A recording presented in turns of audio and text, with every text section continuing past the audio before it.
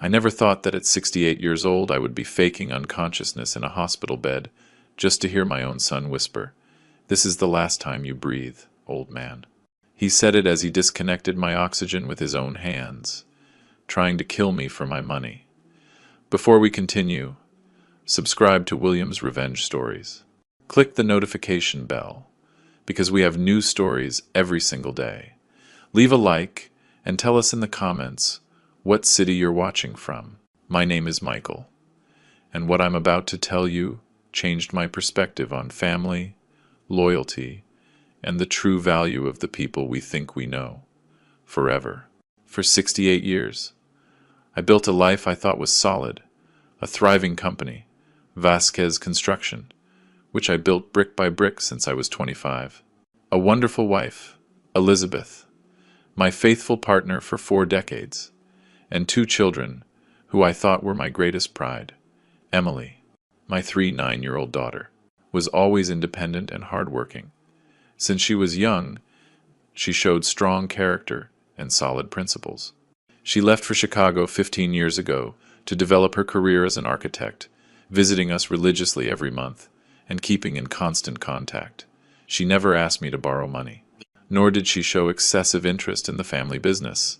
Adam, on the other hand, was always different. At 42, married to Karen for 10 years, he never managed to establish himself professionally on his own. He worked sporadically at the family company, but without real commitment or responsibility. His constant job changes and failed projects worried me, although I always justified his behavior, thinking he would eventually mature. On March 10, 2024, I was admitted to Mercy General Hospital with severe pneumonia.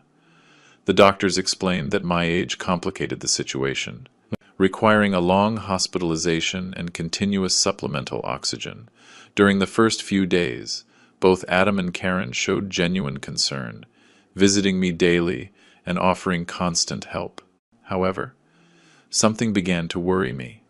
Adam's questions became strangely specific and persistent. He didn't ask so much about my health as he did about documents, bank passwords, the location of important papers, and details about my will. "Dad, where do you keep the bank documents? Is the will updated? Who has the keys to the company?" Initially, I interpreted these questions as natural concern from a son given my delicate state. I thought he wanted to be prepared to help in case of an emergency. I was even moved to see my son apparently so involved and responsible for the first time in years. But there was something in his tone, in the insistence, in the way his eyes lit up when I mentioned figures or important documents. Karen also participated actively in these conversations, making mental notes of every detail I shared. Their knowing glances, when they thought I wasn't watching, started to create a strange feeling in my stomach. Dr. Charles Johnson, my attending physician, was optimistic about my recovery, but he emphasized the importance of absolute rest and continuous oxygen. "Mr. Michael, your body is responding well to the treatment, but you must avoid any stress or shock. The oxygen is vital for your full recovery," he explained during his morning rounds. During those first few days, while I remained connected to the oxygen equipment, I began to observe the behavior of those around me more closely. Elizabeth, my wife, showed genuine motherly concern, bringing me homemade food and keeping me informed about minor matters at home. Her tears, when the doctors explained my condition, were authentic. They came from the heart. Emily called from Chicago 3 times a day, always asking for specific medical details and offering to fly out immediately if necessary. "Dad, how are your oxygen levels? Have the doctors changed the treatment? I can get on the first flight tomorrow," she would tell me, her voice breaking with distance and worry. Adam and Karen, however, seemed more interested in material aspects than my actual well-being. Their conversations systematically drifted towards financial topics, properties, and the future of the company. When they mentioned my health, it sounded rehearsed, artificial, as if they were following a social protocol rather than expressing genuine feelings. On the fourth day of my hospitalization, something definitively changed my perspective. The early morning of March 14 changed my life forever. It was approximately 3:15 a.m. when I heard stealthy footsteps approaching my room. The sedatives I had been given to help me rest kept me in a drowsy state, but my mind remained partially alert. I immediately recognized Adam's silhouette entering cautiously through the partially open door. He moved with calculated precision, as if he had rehearsed every movement beforehand. The dim light from the hallway cast unsettling shadows on his face, revealing an expression I had never seen on my son: cold, determined, completely devoid of any trace of filial love. My survival instinct activated instantly. Something in his behavior alerted me to an imminent danger. I decided to keep my eyes closed and control my breathing, pretending to be deeply sedated. It was a decision that would save my life.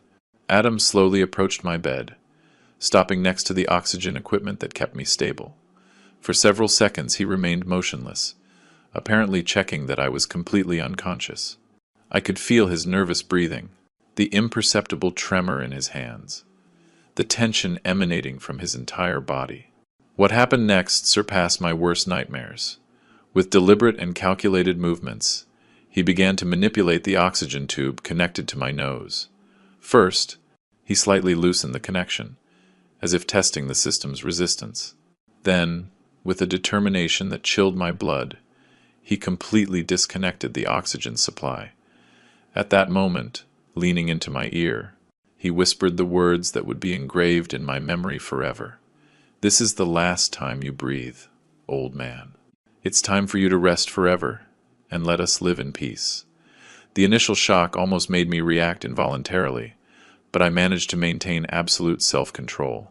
My heart was pounding wildly, but I continued to fake unconsciousness as I listened to every word that came from my own son's mouth. Karen was right. He continued speaking in a low voice, believing I couldn't hear him.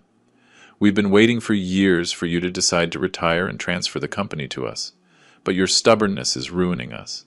The banks won't wait any longer. Dad, we've taken on commitments thinking about the inheritance, and now we need immediate liquidity." His words revealed a macabre plan that left me completely devastated. It wasn't a momentary impulse or a desperate decision. It was a carefully elaborated plan between him and his wife to eliminate me and take possession of everything I had built over decades of honest work. Vasquez Construction is easily worth $2.5 million in the current market. He continued his sinister monologue.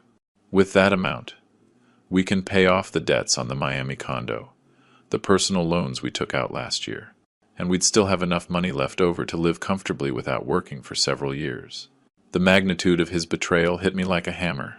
Not only was he trying to murder me, but he had also been using my company as collateral to take on personal debts without my knowledge or authorization. The trust I had placed in him for years had been systematically betrayed. "Emily will never find out anything," he went on, with a coldness that terrified me. "She lives too far away and has always been disconnected from the family business. By the time she gets back from Chicago for the funeral, we will have already legalized the transfer of properties. Karen already consulted with her lawyer cousin about the express succession procedures." Every word was a direct stab to my father's heart. The son I had raised, educated, and loved unconditionally for 4 decades was planning my death with the same casualness as planning a vacation for approximately 10 minutes. I remained without supplemental oxygen, feeling my body begin to experience the first signs of deprivation. My mental training, developed over years of making business decisions under pressure, allowed me to maintain an external calm while internally I fought against panic and the desperate need to take a deep breath. Adam continued talking, apparently satisfied with the progress of his diabolical plan. "Tomorrow morning, when the nurses discover that the equipment was accidentally disconnected during the night, it will be too late. At your age and with pneumonia, no one will suspect anything strange. It will be classified as a natural medical fatality." The precision of his planning showed me that this was not an improvised plan. They had carefully studied my medical condition, the hospital protocols, the nursing staff's routines, and had calculated exactly how to execute the perfect crime without raising suspicion at that critical moment. When I was starting to feel dizzy from the lack of oxygen, I heard footsteps approaching in the hospital corridor. The footsteps approaching down the corridor intensified quickly. Adam panicked when he realized someone was heading directly toward my room at this hour of the morning. With clumsy and desperate movements, he tried to hastily reconnect the oxygen tube, but his nervousness betrayed him. The door opened completely, and the hallway light illuminated the entire scene. It was Nurse Chloe, the night shift supervisor, a 4 or 5-year-old woman with over 20 years of hospital experience. Her professional and trained gaze immediately caught that something was wrong with the situation.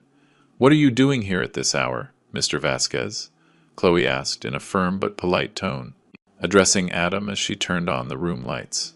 Her eyes immediately fell on the oxygen equipment, noticing that the connections were not in their usual position. Adam stammered, visibly nervous, desperately searching for a convincing explanation. I came to check on Dad. I thought he was having trouble breathing, and I noticed the oxygen tube was a little loose. I was just trying to secure it better."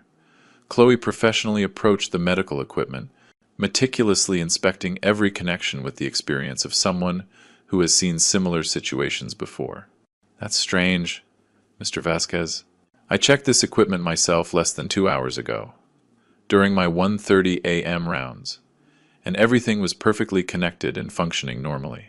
The tension in the room was so thick you could cut it with a knife." Adam tried to maintain his composure, but beads of sweat began to form on his forehead. Maybe it came loose on its own. You know how this hospital equipment is. Sometimes the connections move.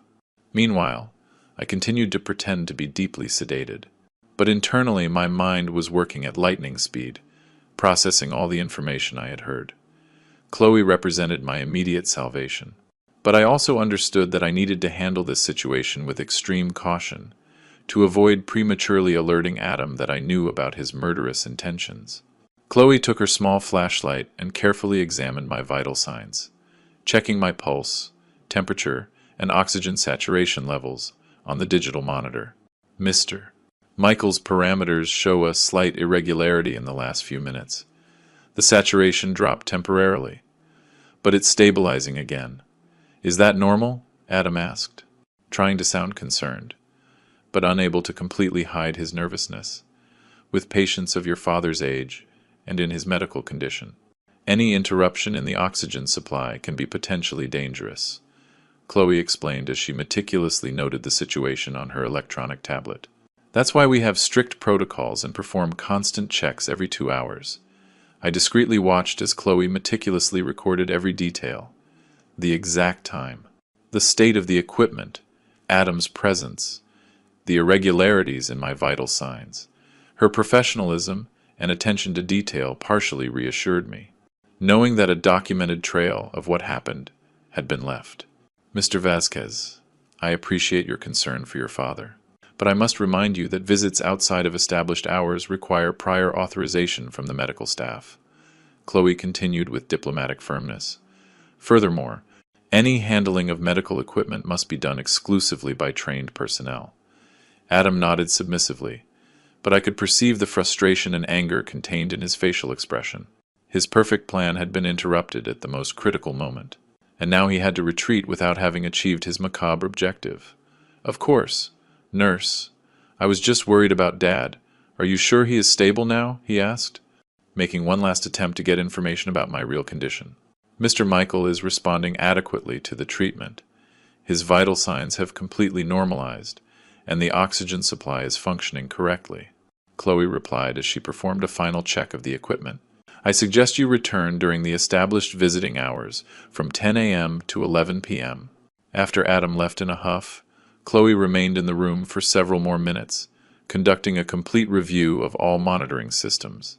Her professional experience had taught her to trust her instincts, and something about that whole situation hadn't seemed completely normal to her. Once she confirmed we were alone, I opened my eyes slightly and whispered very softly, "Nurse Chloe." She approached immediately, surprised that I was conscious. "Mr. Michael, how do you feel? Were you awake during your son's visit? I heard everything." I confessed in a barely audible voice. I need to make an urgent phone call, but no one can know. It's a matter of life or death. Chloe looked at me with a serious expression, processing the gravity implied in my words. Her hospital experience had taught her to recognize complicated family situations, and my tone of desperate urgency confirmed to her that something very serious was happening. "What do you need me to do, Mr. Michael?" she asked with professionalism and absolute discretion. "My cell phone is in the nightstand drawer. I need to call my lawyer, James Miller. It is essential that I speak with him immediately, before my son returns tomorrow." Chloe discreetly retrieved my phone and helped me make the call. It was 4:20 the morning. But James was a trusted friend of more than 20 years, and I knew he would answer a genuine emergency no matter the hour. "Michael, what's wrong? Are you okay?" James answered with a worried voice after the third ring. "James, I need to see you urgently at the hospital. It's a legal and personal emergency that I can't explain over the phone. Can you come right now?" "Of course, Michael. I'll be there in 40 minutes. Max. Do you need me to bring any specific documents?" "Bring everything related to my current will and the company's incorporation documents. We are going to make immediate and definitive changes." James arrived at the hospital at exactly 5:10 a.m., dressed in a formal suit and carrying his black leather briefcase. Chloe had discreetly coordinated his entry, presenting him to the security staff as a specialist medical consultant, who was coming to evaluate my case at the family's urgent request. The strategy worked perfectly. In hospitals like Mercy General, emergency medical consultations at any hour are completely normal, especially for elderly patients with respiratory complications. James had even brought a white doctor's coat that he used as a convincing disguise. "Michael, explain to me exactly what happened," James said, once Chloe left us alone, securing the door and keeping a discreet watch from the outside. I recounted every detail of the traumatic experience: Adam's stealthy entry, the deliberate disconnection of the oxygen, his confessions about prearranged plans with Karen, the debts incurred, using my company as collateral without authorization, and his calculated coldness in planning my murder as a financial solution. James listened with an increasingly grave expression, taking detailed notes in his legal pad.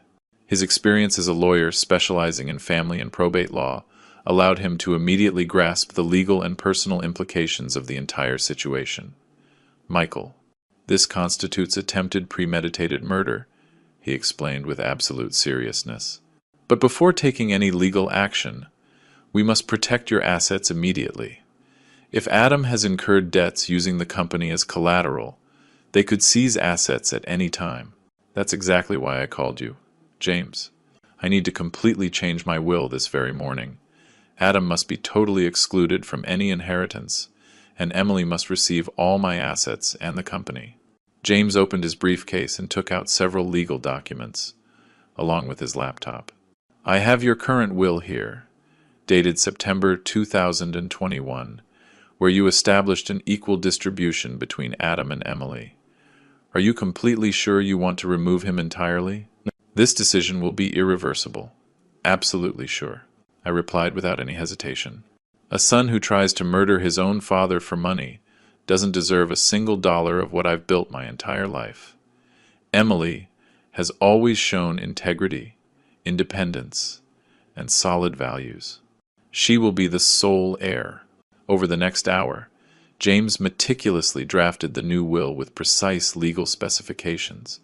The document stated that Emily Vasquez would receive 100% of Vasquez Construction, all real estate properties, bank accounts, investments, and any assets of value belonging to my personal estate. Simultaneously, we included specific clauses that invalidated any debt or financial commitment incurred by Adam using my name, my company, or my properties as collateral. These legal protections were essential to prevent his creditors from claiming any part of my estate. "We also need to contact Elizabeth immediately to initiate a complete financial investigation," James suggested. "We must identify exactly what commitments Adam has made and with which banking entities or lenders. Elizabeth has access to all the household files and knows the location of important documents. She can review bank correspondence, contracts, and any paperwork Adam might have signed behind my back. I confirmed. We called Elizabeth from my phone. Although it was 6:30 inches the morning, she answered immediately, her concern for my health evident. "Michael, how are you feeling? Love? Did something get worse during the night?" she asked with genuine tenderness that contrasted dramatically with our son's murderous intentions. "Elizabeth, I need you to do something very important for me. Go to the home study immediately and check all the bank documents from the last 2 years. Look for any paper that has Adam's signature, especially loan contracts, guarantees, or collateral involving our properties. Something serious has happened." "Michael, your voice sounds very tense," my wife perceived intuitively. "I'll explain the details when you come to the hospital, but it's crucial that you bring all the documentation you find. James is here with me, and we are handling an urgent legal matter related to the company." Elizabeth, always efficient and committed, confirmed that she would be at the hospital before 9 a.m. with all the requested documents. Her unconditional loyalty during 4 decades of marriage was a heartbreaking contrast to our son's betrayal. While we waited, James and I strategically planned the next steps. It was crucial to maintain absolute discretion about our legal moves until all the asset modifications were complete and we had full documentary evidence of Adam's fraudulent activities. "Michael, once we sign this new will, it will be automatically registered with the Registry of Last Wills," James explained. "However, I also recommend that we prepare a sworn affidavit detailing the events of this morning, in case we need to press criminal charges later." "Do you think we should involve the police immediately?" I asked, still feeling fatherly pain despite everything that had happened. "First, let's secure your assets and gather complete evidence of his fraudulent activities. Then, we can decide whether to press charges for attempted murder. Nurse Chloe will be a crucial witness, as she witnessed the scene and documented the irregularities with your medical equipment. At 7:45 a.m., I solemnly signed the new will with James as a legal witness. The document was officially registered, establishing Emily as the sole universal heir and completely excluding Adam from any inheritance. Chloe returned discreetly to inform us that the day shift would begin in 15 minutes, which meant we had to finish our secret meeting before the new medical staff arrived. "James, this document must remain an absolute secret until we decide the appropriate time to reveal it," I instructed him as I placed a copy in my nightstand drawer, hidden among my personal belongings. "Completely understood. Michael, I will maintain total confidentiality until I receive specific instructions from you. Do you want me to contact Emily directly to inform her about the situation?" "Not yet. I prefer to handle that conversation personally when she comes to visit. Emily deserves to hear the truth directly from me, not through third parties." James left the hospital, maintaining his disguise as a medical consultant, carrying all the original legal documentation for safekeeping in his professional office. I remained in bed, pretending to be asleep, but internally experiencing a complex mixture of relief, deep sadness, and iron determination. I had made the most difficult decision of my life, but also the most necessary one to protect my dignity and the fruits of decades of honest work. At 8:50 a.m., Elizabeth arrived at the hospital carrying a bulky folder full of documents. Her face reflected worry and confusion, clearly intrigued by my urgent request to review financial paperwork at such an early hour. "Michael, I found some very strange things in the study," she said as she sat next to my bed and opened the folder with a serious expression. "There are documents I've never seen before, and some have very recent dates." Chloe, who had become our discreet ally, ensured we had complete privacy, closing the door and placing a "Do Not Disturb" medical consultation in progress sign on the outside. Elizabeth began to systematically show me every suspicious document she had located during her morning search. The first paper she showed me sent an immediate shock through me. It was a personal loan contract for $85,000, dated January 2024, signed by Adam Vasquez, using future family business inheritance as collateral. "Did you authorize this, Michael?" Elizabeth asked, evident disbelief in her voice. I have never seen this document in my life, I replied, feeling the indignation grow in my chest. Adam used my company as collateral without my knowledge or consent. This constitutes serious financial fraud. The second document was even more alarming. A mortgage application for $125,000 on our Miami condo, submitted by Adam and Karen last February, listing Michael Vasquez as the joint guarantor. My signature had been poorly forged. Elizabeth, compare this signature with my authentic one on any official document, I asked, pointing to the obvious forgery. The differences are crystal clear to any handwriting expert. We continued reviewing the rest of the documentation. There were receipts for payments to private lenders, invoices for luxury items bought on credit, and even a preliminary sales contract for the Miami condo for $380,000, stating that the transaction would be completed once the inheritance succession was formalized. Michael, according to these papers, Adam and Karen have taken on total debts of over $180,000 in the last 6 months, Elizabeth calculated, mentally adding up all the figures, and it's all backed by properties that technically still belong to us. The magnitude of the financial betrayal left me temporarily speechless. Not only had they planned my murder, but they had also been meticulously preparing the plunder of my estate for months, forging my signature and compromising family properties without legal authorization. At that critical moment, Dr. Charles Johnson entered to make his morning medical round. His expression changed immediately upon seeing the folder of documents spread across my bed and the obvious tension in the air. "Good morning, Mr. Michael. How are you feeling this morning? I see you have an early visitor," he commented as he reviewed my clinical history on his tablet. "Dr. Johnson, I need to consult with you about something very important," I said, adopting a serious tone that immediately caught his professional attention. Nurse Chloe, from the night shift, witnessed a very irregular situation in my room during the early morning. "Could you speak with her to get the details?" The doctor nodded and used the internal intercom to call Chloe, who appeared a few minutes later with her nightly incident report. "Doctor, I registered a significant anomaly at approximately 3:30 a.m., Chloe explained with absolute professionalism. The patient's son was found tampering with the oxygen equipment without authorization. When I arrived, the tube was disconnected, and Mr. Michael's saturation levels had dropped considerably. Doctor, Johnson frowned as he carefully read the written report Chloe handed him. "This is very serious. Mr. Michael, any unauthorized interruption of the oxygen supply can have fatal consequences for a patient in your medical condition. Doctor, based on this situation, and for reasons of personal safety, I request that a visual monitoring system be installed in my room." I asked him directly. "I fear that similar incidents may be repeated." The doctor briefly reflected on my request. "That is a very unusual request, Mr. Michael, but considering the circumstances documented by Nurse Chloe, I can justify the installation of security cameras as a medical precaution. I would appreciate it enormously, Doctor.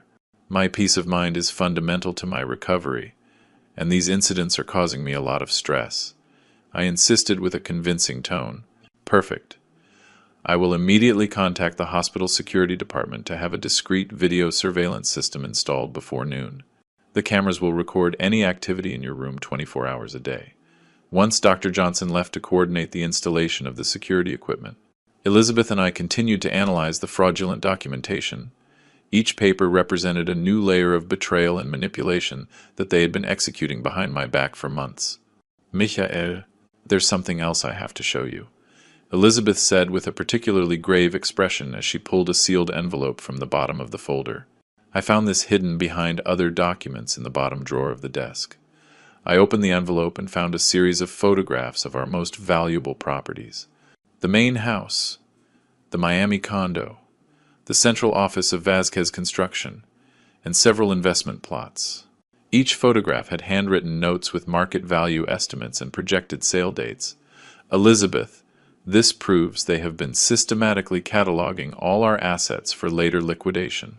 I analyzed as I examined each image. This was not an improvised plan. They have been preparing this plunder for a long time. The accumulated evidence painted a devastating picture of premeditation, fraud, and family betrayal that surpassed my worst expectations. Adam and Karen had not only planned my death, but they had also been meticulously preparing the appropriation of my entire estate. "What do we do now, Michael?" Elizabeth asked with tears in her eyes, clearly overwhelmed by the scale of our son's betrayal. "Now, we wait," I replied with cold determination. "The cameras will be installed before noon, and I am certain that Adam will return to try to finish what he started last night. This time, we will have irrefutable visual evidence of his murderous intentions." At 11:45 a.m., specialized technicians from the hospital security department finished discreetly installing 2 high-definition cameras in my room. One was strategically positioned to capture the entire area of the medical equipment, while the second offered a complete panoramic view of the room. The head of security, an experienced man named Robert Castle, personally explained the system's operation to me. "Mr. Michael, the cameras will record continuously in high resolution with ambient audio. Everything is automatically stored on our central servers, and you can also access the footage in real time from this discrete monitor." He showed me a small touchscreen installed next to my bed, camouflaged among the usual medical equipment. If you observe any suspicious situation, you can press this silent alert button, and security personnel will come immediately without making a sound. Elizabeth stayed by my side all morning, meticulously organizing all the documentary evidence we had compiled. We created a complete chronological file of every fraudulent transaction, every forged signature, and every financial commitment illegally made by Adam using my estate. "Michael, Emily called half an hour ago asking about your condition," Elizabeth informed me. "I told her you were stable, but that you preferred to rest today. When do you plan to tell her this whole situation?" "After we get the definitive visual evidence of Adam's intentions," I replied with determination. "Emily deserves to know the whole truth.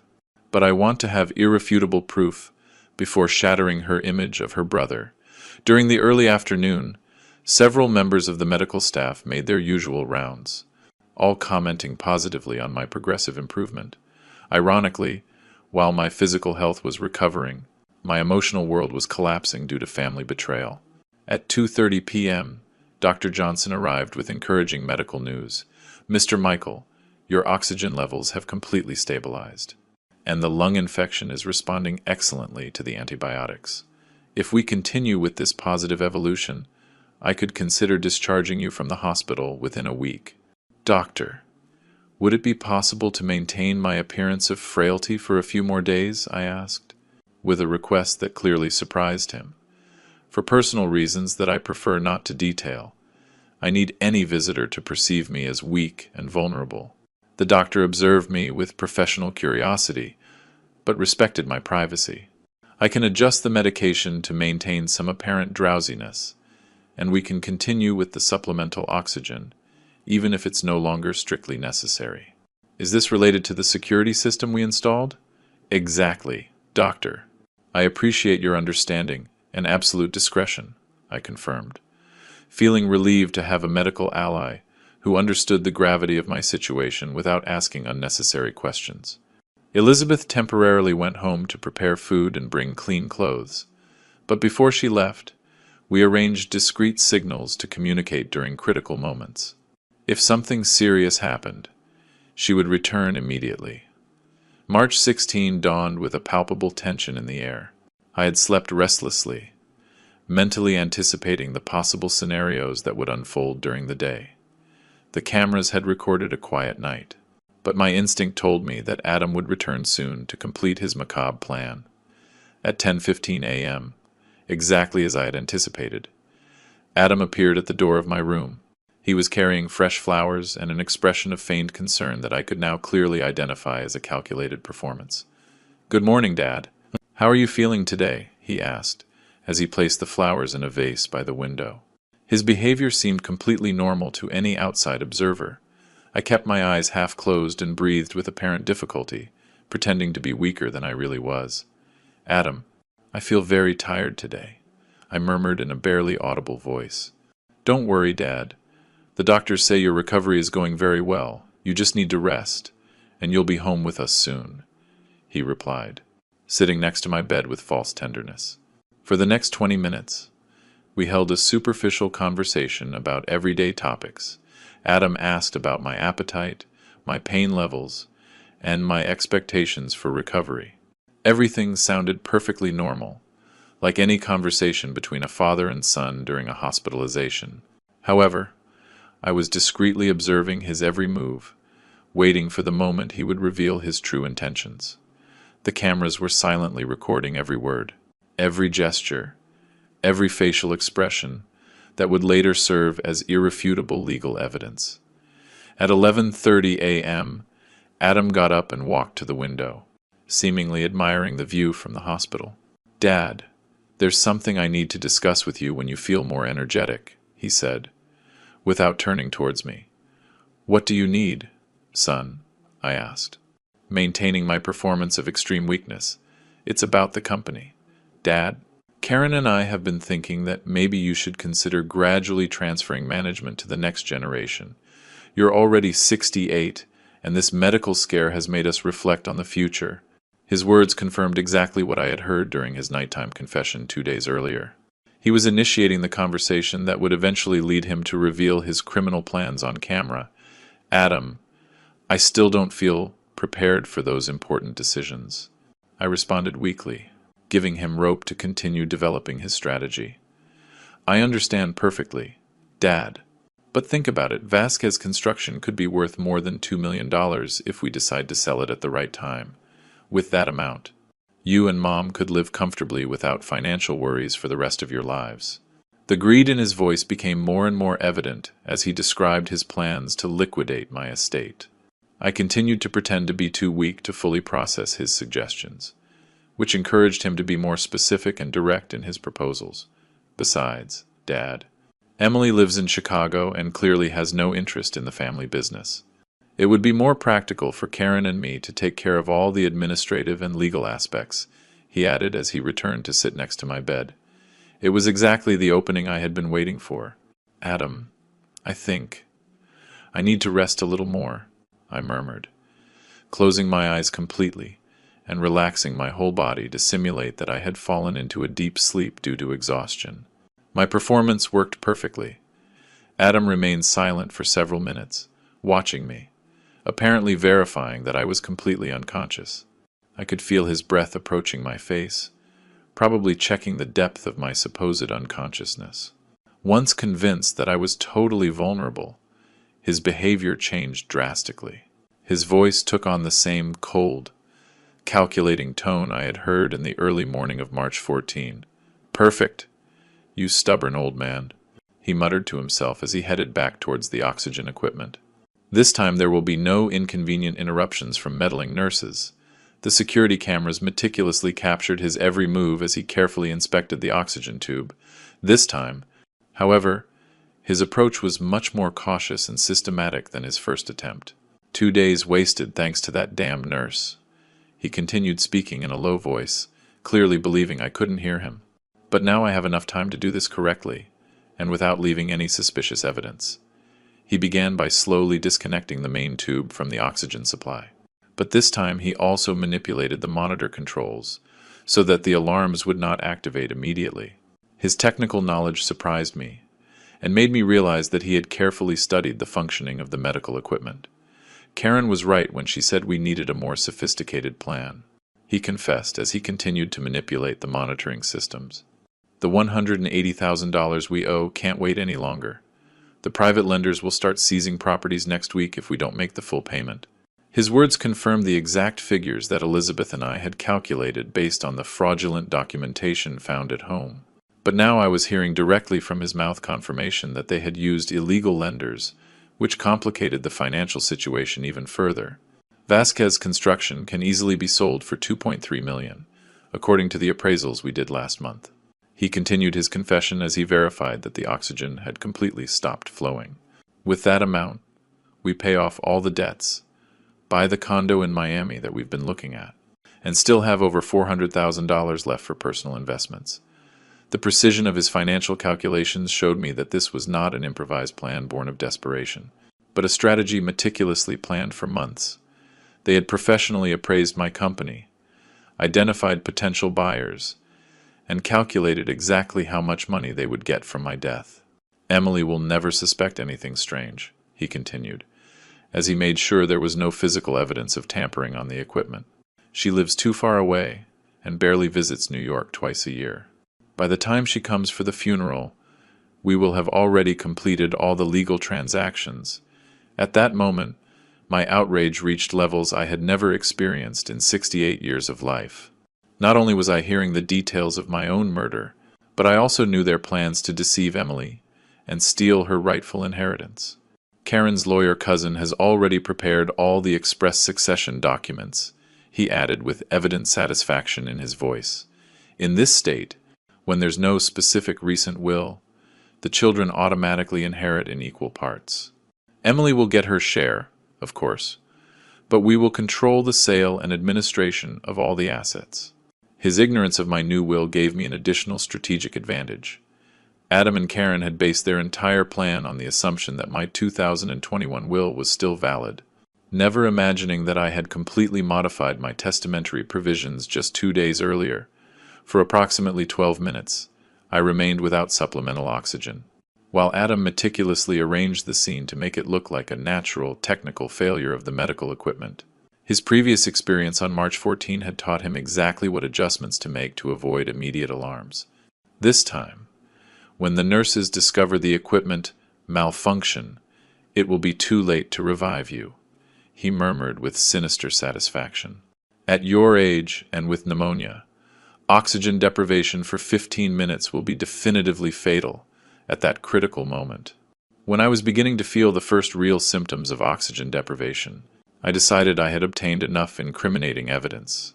It was time to execute the final phase of my strategy. I discreetly pressed the silent alert button that Robert Castle had installed next to my bed. The system would immediately send a signal to the security control center, and specialized personnel would head to my room in less than 2 minutes. Simultaneously, I slowly opened my eyes and partially sat up in bed, pretending to gradually wake up from my deep sleep. My performance had to be perfectly convincing to capture his reaction of total surprise. "Adam, what are you doing with my oxygen?" I asked in a weak but clearly audible voice, simulating confusion and disorientation from having woken up unexpectedly. His face instantly transformed into a mask of absolute terror. His eyes bulged, his skin turned dramatically pale, and his hands began to tremble uncontrollably. I had never seen a human being experience such a level of shock and panic. "Dad, I was just—" The tube looked like it was badly connected. He stammered desperately as he tried to quickly reconnect the oxygen supply with clumsy, nervous movements. "Adam, I heard everything you said," I declared, my voice gradually regaining its natural strength and authority. "Every word about the $180,000 in debt, the plans to sell my company for $2.3 million, and your intentions to murder me to collect the inheritance." His legs began to fail him, and he had to lean against the wall to keep from falling. His mouth opened and closed without producing any sound, like a fish out of water gasping for breath. At that exact moment, the door opened, and 3 security guards entered the room discreetly, followed by Chloe and Dr. Johnson, who had been automatically alerted by the emergency system. "Gentlemen, everything that just happened has been recorded by our security cameras," Robert Castle announced as he showed his tablet with the real-time images. "We have complete visual evidence of unauthorized tampering with medical equipment and explicit confessions of criminal intentions." Adam completely collapsed into a chair, covering his face with his hands as he sobbed uncontrollably. "Please, don't call the police yet." Adam sobbed between desperate tears. "Dad, I can explain everything. Things got really complicated, and we didn't know what to do. I never really wanted to hurt you." His pathetic display caused a mixture of contempt and pity in me that I never thought I would experience towards my own son. After hearing his detailed confessions about murder plans, he was now trying to minimize the severity of his criminal acts. "Robert, please play the full recording so that everyone present can hear exactly what my son confessed while he believed I was unconscious," I requested, maintaining a firm and controlled tone. Robert Castle connected his tablet to the large monitor in the room and played the entire recorded sequence from the moment Adam had begun tampering with the oxygen equipment. The images were crystal clear, and the audio perfectly captured every word of his confession. "Doctor?" Johnson listened with an increasingly grave expression, while Chloe took additional notes for the official medical report. The security guards remained in strategic positions, ready to act if the situation became more tense. "Mr. Michael, according to these recordings, your son not only deliberately attempted to interrupt your oxygen supply, but also explicitly confessed intentions to cause your death for financial gain," Robert declared with absolute professionalism. "Dad, please forgive me," Adam implored, kneeling by my bed. "We're desperate because of the debts. The lenders threatened to hurt us physically if we don't pay this week. We couldn't find any other solution. Adam, incurring $180,000 in debt using my company and my properties as collateral without my authorization already constitutes serious financial fraud." I responded with absolute coldness. "But planning my murder as a solution to your financial problems crosses every imaginable line." At that moment, James Miller appeared at the doorway. I had called him discreetly the night before, and we had agreed that he would arrive at exactly this time with all the legal documents necessary for the final confrontation. "Good morning, Michael. I see the situation has developed as we anticipated," James said as he entered, carrying his leather briefcase and observing the scene with a serious but controlled expression.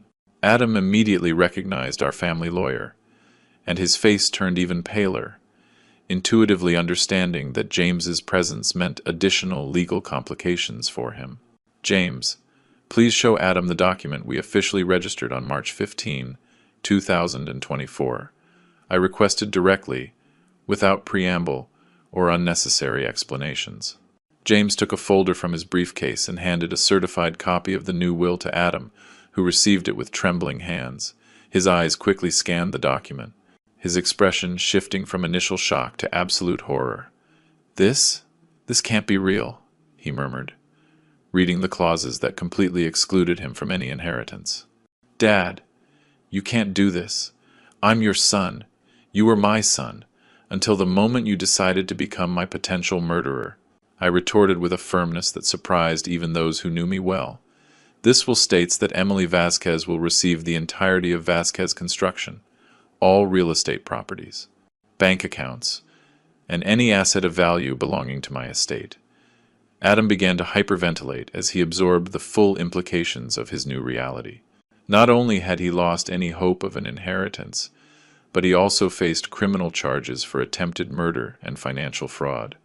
Furthermore, Adam, this will include specific clauses that invalidate any debt incurred using my name, my company, or my properties as collateral without explicit written authorization," James added with an implacable professional tone. "That means the $180,000 you owe to private lenders is entirely your personal responsibility. My estate is completely protected from any claims by your creditors," I continued, explaining the legal consequences of his fraudulent actions. Karen chose that exact moment to make her dramatic entrance into the room, apparently alerted by someone about the critical situation unfolding. Her face reflected a mixture of fury and desperation that made her seem completely unhinged. "What is going on here?" she shouted, aggressively addressing me. "Why are there security guards? And why is Adam crying? Karen, your husband has just been caught trying to murder me for the second time, to collect an inheritance that no longer exists," I explained with absolute calm, secretly enjoying her reaction of total disbelief. Robert played the recordings again for Karen's benefit, who listened with growing horror to Adam's detailed confessions about their criminal plans and the fraudulent debts. "This is a trap!" Karen shrieked when she finished listening to the evidence. "You've manipulated these recordings to frame Adam." "My father-in-law has always been manipulative and controlling. Ma'am, these recordings were made by professional hospital security equipment with full legal certification," Robert intervened, showing the technical metadata that guaranteed the image's authenticity. "Any forensic expert will confirm that they have not been altered or manipulated." Chloe added her professional testimony. "Furthermore, I personally witnessed the first attempt to tamper with the oxygen equipment during the early morning of March 14. Everything is documented in my official reports. Karen turned to Adam, desperately looking for some explanation that could minimize the gravity of the situation, but he remained paralyzed by shock and the realization that his life had changed irreversibly. Adam, say something. Explain to them that this is a misunderstanding, she pleaded, shaking him by the shoulders. There's nothing to explain, Karen. Adam responded in a broken voice. We planned it together. We needed the money. And we thought no one would ever find out. His final confession eliminated any possibility of denial or later manipulation. Both of them had been completely exposed, with irrefutable evidence of their criminal intentions and fraudulent activities. James, proceed with the necessary legal steps to completely protect my assets, I instructed, as I watched the couple I had considered family fall apart before my eyes. I have already prepared the complaints for attempted murder, document fraud, and use of forged documents, James confirmed. I have also contacted an economic crimes specialist to recover any assets they may have illegally transferred. Justice, finally, was beginning to manifest. Karen's reaction was explosive and completely predictable. She lunged towards my bed, screaming incoherent accusations, while the security guards professionally intercepted her before she could physically reach me. "You're a monster!" she bellowed with uncontrolled fury. "Adam is your son. How can you destroy your own family for money? Everything we've done has been out of desperation, not malice." Her hypocrisy was nauseating to me. After meticulously planning my murder and committing fraud for months, she was now trying to present herself as a victim of desperate circumstances. Karen, the $180,000 you owe didn't magically appear overnight, I responded, maintaining a calm tone that contrasted dramatically with her hysteria. You consciously took out loans, forged my signature, and used my properties as collateral without authorization. That requires deliberate planning, not impulsive desperation. James intervened, showing the complete folder of fraudulent documentation that Elizabeth had compiled. Mrs. Vasquez, we have evidence of at least 15 separate financial transactions made over the last 8 months, using Mr. Michael's estate as unauthorized backing. Karen's eyes darted to the documents with an expression of growing desperation. She knew perfectly well that each paper represented additional incriminating evidence that would further complicate her legal situation. Furthermore, James continued relentlessly, we have located photographs of family properties with handwritten notations of market valuations and projected sale dates, all in your husband's own handwriting. Adam finally lifted his head, his eyes red from crying, and looked directly at Karen. We can't deny anything anymore, Karen. It's all documented and recorded. We've completely lost. Shut up, Adam, his wife screamed at him. Don't say anything else without a lawyer present. It was too late for legal defense strategies. The evidence was overwhelmingly clear, and the recorded confessions eliminated any possibility of arguing innocence or mitigating circumstances. At that moment of maximum tension, Emily suddenly appeared in the doorway. She had taken the first flight from Chicago after Elizabeth called her that morning, partially explaining the gravity of the family situation. Dad, what is happening here? Emily asked with a confused expression as she took in the scene. Security guards, lawyers, recording equipment, and her family members in a state of total emotional collapse. Emily, sit down, please. You need to hear something that will forever change your perspective on your brother, I said, indicating a chair far from the chaos surrounding Adam and Karen. Robert played the complete recordings again for Emily's benefit, who listened in absolute silence to Adam's detailed confessions about his plans for murder and asset appropriation. Her face gradually transitioned from initial shock to horror, then to disbelief, and finally to a deep sadness that broke my heart. Adam, did you really plan to kill Dad? For money? She asked him directly, her voice breaking with emotion. Her brother couldn't hold her gaze and hung his head in shame. Emily, things got very complicated. We owed money to dangerous people. We didn't see any other way out. And where did I fit into your plans? Emily continued, with a firmness that made me deeply proud. According to what I heard on those recordings, you planned to deceive me about the circumstances of Dad's death and manipulate the inheritance. Karen tried to interrupt with more desperate justifications, but Emily silenced her with an authoritative gesture that demonstrated the strong character I had always admired in her. I don't want to hear explanations from you, Karen. You were involved in a plan to murder my father. There is no possible justification for that, Emily declared, with an emotional maturity that far exceeded that of people much older. Emily, your father changed his will to completely exclude Adam and leave you as the sole universal heir, James informed her, handing her a copy of the legal document. Emily carefully read the will with a serious expression, mentally processing the implications of the decisions I had made over the last few days. Dad, I completely understand why you made this decision, she finally said, as she approached my bed and took my hand with genuine tenderness. No one should have to face betrayal of this magnitude from their own family. Her unconditional support gave me a sense of emotional relief that I had been desperately needing since this whole nightmare began. Adam, Karen, I want you to leave this hospital immediately and not come near Dad ever again, Emily ordered, with a natural authority that commanded instant respect. You have caused enough damage and pain. Emily, please. We're family, Karen pleaded, making one last desperate attempt at emotional manipulation. Family doesn't plan murders for money, Emily replied with absolute coldness. You chose to become criminals. Now you must face the consequences of your decisions. The security guards, following instructions from Robert, formally escorted Adam and Karen out of the room and the hospital, with specific orders not to allow their return without explicit legal authorization. Dr. Johnson, I wanted on official medical record that Adam Vasquez and Karen Vasquez are prohibited from accessing this room and any information about my health status. I formally requested, completely understood, Mr. Michael. I will immediately update your clinical history with these access restrictions, the doctor confirmed, taking notes on his tablet.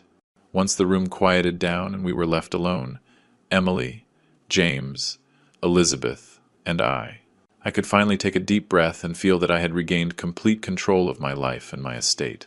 Dad, I am so sorry you had to go through this traumatic experience, Emily said to me, with tears in her eyes. I never suspected Adam was capable of something like this. Emily, neither you nor anyone could have anticipated this betrayal. Adam and Karen made conscious decisions that led them down a criminal path. You have no responsibility for their actions. What will happen to them now? She asked, with natural curiosity about the legal consequences her former family members would face. James will file criminal charges for attempted murder and document fraud, I explained. Furthermore, their private creditors will begin seizure proceedings when they discover they won't have access to my estate to settle their debts. Justice, finally, would take its natural course. 3 weeks later, on April 8th, I was discharged from the hospital fully recovered.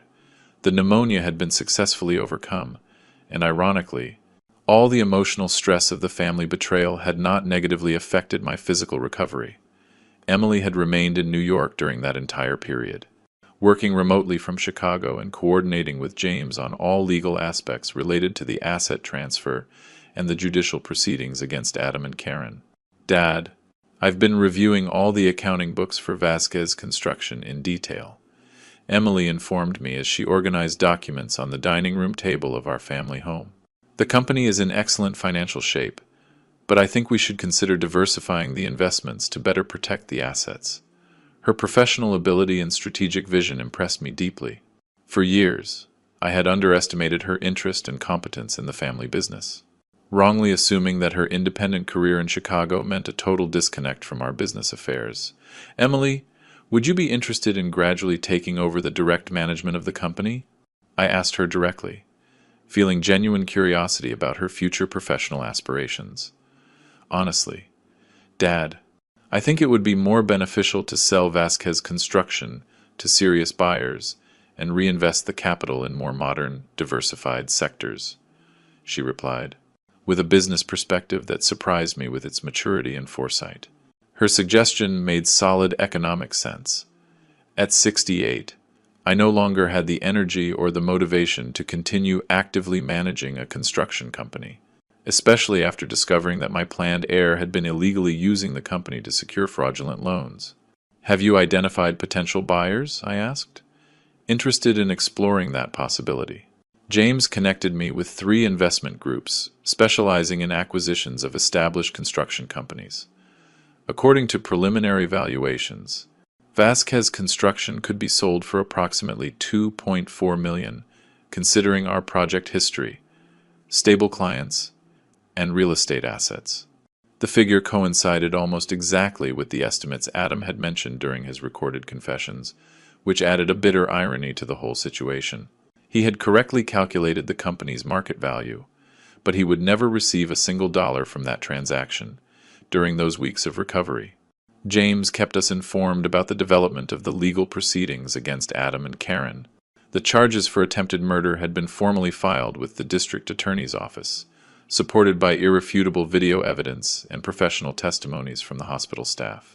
"Michael, in addition to the criminal charges, we have initiated civil actions to recover any assets they may have transferred using falsified documents," James explained during one of his weekly visits. "Although we probably won't recover much money, it's important to set legal precedents that protect your estate." "Have they tried to contact you directly or through intermediaries?" I asked, curious about their reactions to facing the real consequences of their criminal actions. Karen called my office several times trying to negotiate some kind of out-of-court settlement, but I explained clearly that there is no possibility of negotiation. "The criminal charges will follow their normal legal course," he replied with absolute professional firmness. Elizabeth, who had remained surprisingly strong throughout the entire family crisis, began to show signs of relief and personal renewal. The confirmation that Emily was completely trustworthy and loyal had eased her worries about the future of our family estate. "Michael, I think we should take advantage of this new stage of our lives to do things we had always postponed," she suggested one afternoon while preparing tea in the kitchen. "We have our health, we have financial resources, and now we have the peace of mind of knowing that Emily will responsibly take care of everything." Her suggestion made me reflect on opportunities I had been ignoring for years due to business obligations and family responsibilities that now turned out to have been misdirected. "What do you have in mind?" "Elizabeth?" I asked, feeling genuine curiosity about her personal aspirations. We always talked about traveling extensively through Europe, visiting museums, getting to know different cultures, but we never found the right time. Now we could plan long trips without financial worries or urgent business commitments. The idea was enormously appealing to me. For decades, I had postponed personal experiences in favor of professional and family obligations, many of which I now understood had been poorly directed emotional investments. Emily enthusiastically supported the suggestion of their travels. "Dad, Mom, you should definitely take this opportunity. I can coordinate the sale of the company and handle all the legal aspects with James. You deserve to enjoy this new stage without administrative worries." Over the following weeks, we began to seriously plan a series of extensive trips that would allow us to explore destinations we had always wanted to see. Emily coordinated with travel agencies specializing in trips for seniors, ensuring we had comfortable but exciting itineraries. On May 15, Emily presented me with a formal offer to purchase Vasquez Construction for $2.35 million, submitted by a Catalan investment group with an excellent reputation and solid business references. "Dad, I've thoroughly reviewed their financial background and business references. They are completely reliable and offer very favorable payment terms, 40% at the time of signing the contract, and the remaining balance in 6 monthly installments with minimal interest. Emily, proceed with the sale. I trust your professional judgment and your ability to handle this transaction completely," I confirmed, feeling total peace of mind about delegating this responsibility into competent and loyal hands. Meanwhile, news about Adam and Karen reached us sporadically through mutual acquaintances. Their financial situation had deteriorated dramatically after the private lenders discovered they would not have access to my estate to recover their loans. "Michael, according to reports I received from contacts in the financial sector. They have lost their condo to foreclosure and are currently living in a rented room on the outskirts of New York. James informed me during one of our legal follow-up meetings. Has Adam found stable work? I asked, feeling a morbid curiosity about how he was facing the real consequences of his criminal decisions. Apparently, he works as a food delivery driver for one of those mobile apps. His pending criminal record has significantly complicated his traditional employment options. The poetic justice of his situation didn't give me personal satisfaction, but it did confirm that decisions have real and proportional consequences. Adam had consciously chosen the path of betrayal and crime, and now he was directly experiencing the results of those choices.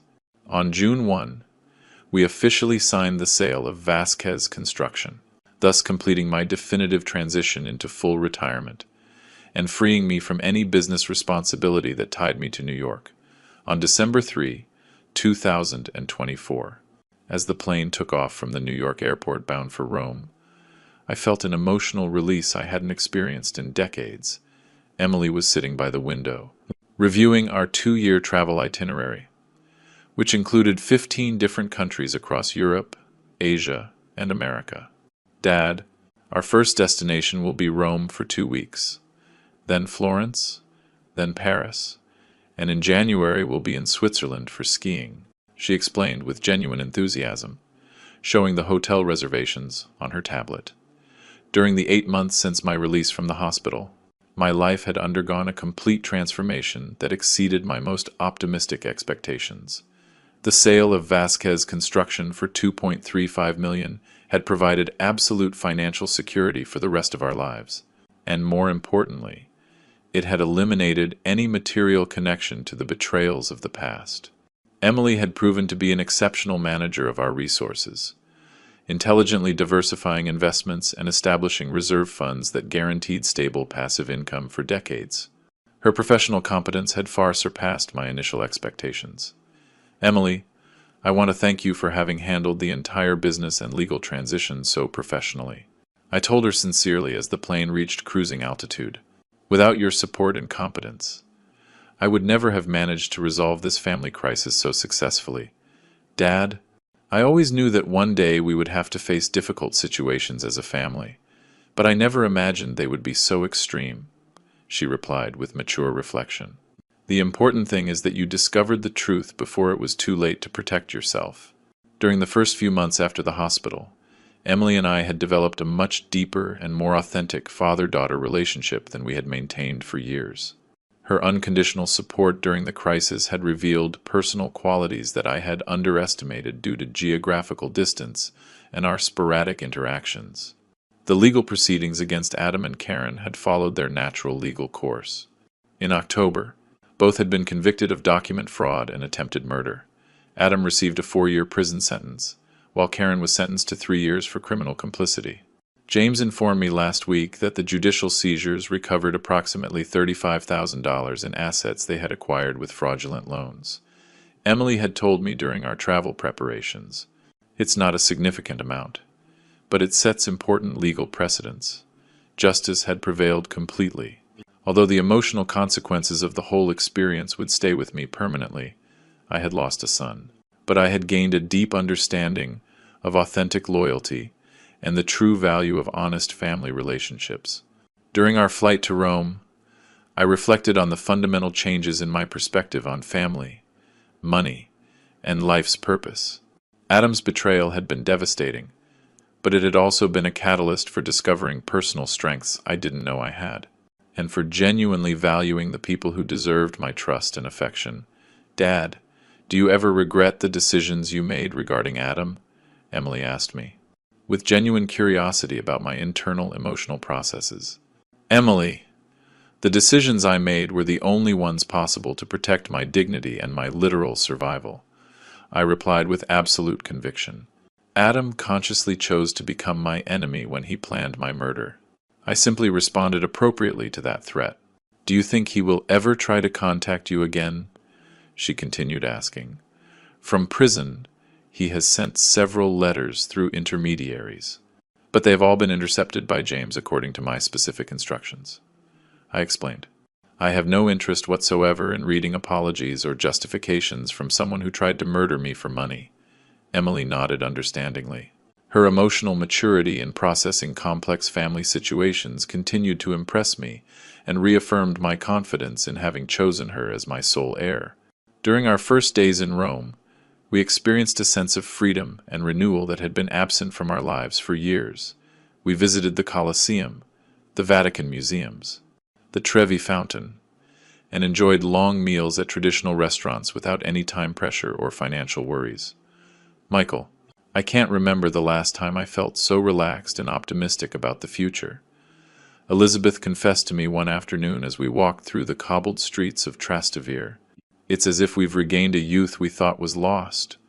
Her observation perfectly captured my own feelings. At 69, I felt more energetic and hopeful than I had during the previous decade, when I had been unconsciously carrying the weight of toxic family relationships and misdirected expectations.